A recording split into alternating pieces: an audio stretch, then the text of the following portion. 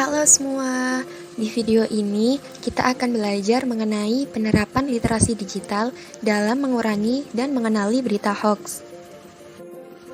Apa sih literasi digital itu?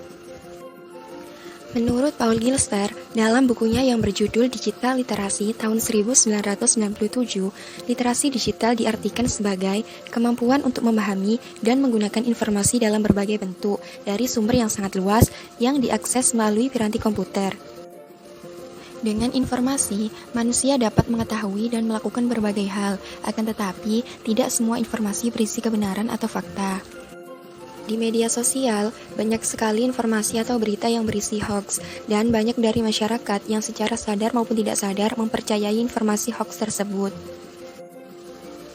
Berbagai langkah kini sudah dilakukan agar masyarakat tidak mudah tertipu berita atau informasi hoax. Salah satu caranya adalah dengan literasi digital.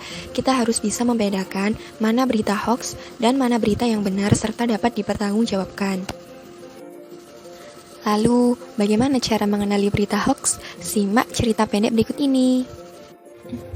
Orang bergolongan darah O lebih rentan terinfeksi virus corona.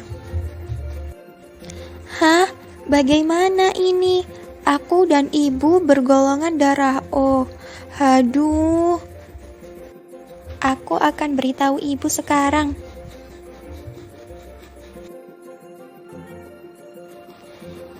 Ibu. Ada apa, Nak?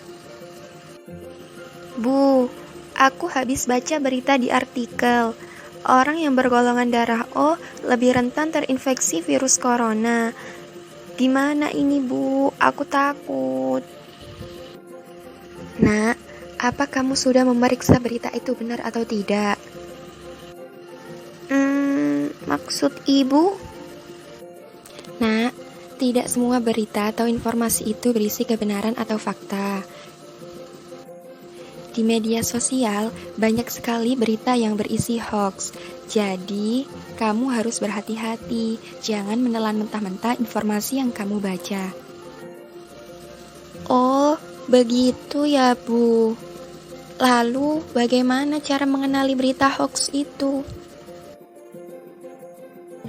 Cara mengenali berita hoax.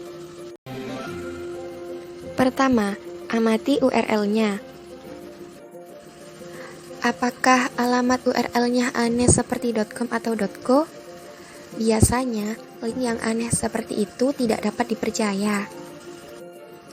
Biasakan membaca berita atau informasi dari alamat URL yang resmi seperti .go.id dan .org. Kedua, sumber berita. Sangat perlu untuk memperhatikan sumber berita yang dibaca. Menurut penelitian Mastel, media sosial menjadi sarana yang paling banyak digunakan untuk menyebarkan berita hoax, yakni 31,9%. Berdasarkan sumber penyebarannya, media sosial seperti Facebook dan Twitter menyumbang peredaran hoax sebesar 31,9%. Ungkap Teguh Prasetya, Ketua Bidang Strategis Mastel. Yang ketiga, memancing emosi. Apakah judul berita yang Anda baca terasa memprovokasi? Bisa jadi, artikel itu tidak dapat dipercaya. Berita palsu sering menargetkan emosi dan klaim aneh atau kata-kata patriotik atau bahasa yang hiperbola. Sudah jelas, Nak? Sudah, Bu. Sekarang aku jadi tahu bagaimana cara mengenali berita hoax.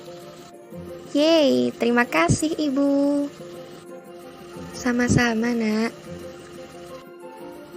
Bagaimana? Sudah jelaskan cara mengenali berita hoax? Ayo kita stop hoax dan budayakan literasi digital.